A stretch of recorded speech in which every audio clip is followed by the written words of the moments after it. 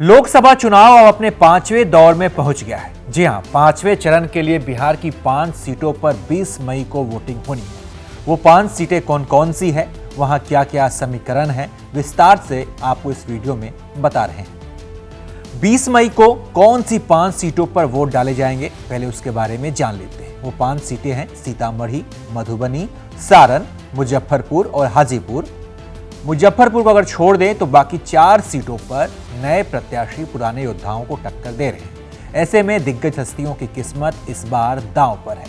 देखना होगा कि नए प्रत्याशियों के सामने वो किस तरह से चुनावी मैदान में खुद की साख को बचाते हैं, बचाने में कामयाब हो पाते भी हैं या नहीं। बात अगर सारण लोकसभा सीट की करें तो यहां से भाजपा के प्रत्याशी राजीव प्रताप रूडी हैं। उनका मुकाबला आरजेडी सुप्रीमो लालू प्रसाद यादव की बेटी रोहिणी आचार्य से है। रोहिणी आचार्य राजनीति में अपना डेब्यू कर रही हैं।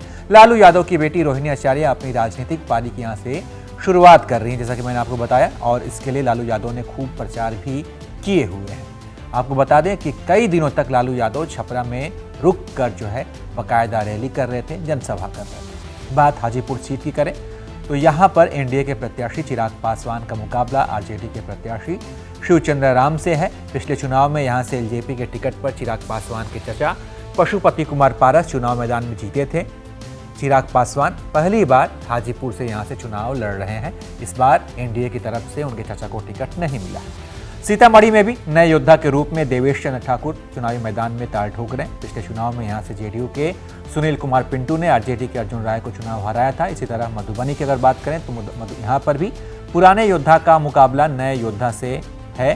पिछले चुनाव में मधुबनी से भाजपा के अशोक यादव ने वीआईपी पार्टी के बद्री पूर्वे को हराया था। इस चुनाव में अशोक यादव का मुकाबला नए योद्धा यानी आरजेडी के अली अशरफ फातमी से है। मुजफ्फरपुर के चुनावी अखाड़े की बात करें तो यहाँ योद्धा तो पुराने हैं लेकिन पार्टियां बदल गई हैं। पिछले चुनाव में यहाँ बीजेपी के अजय निषाद ने विकासशील इंसान पार्टी के राजभूषण चौधरी को पराजित कर विजय हासिल किया था। इस बार चुनाव में दोनों एक बार फिर से आमने सामने, हालांकि दोनों ने दल बदल लिए हैं।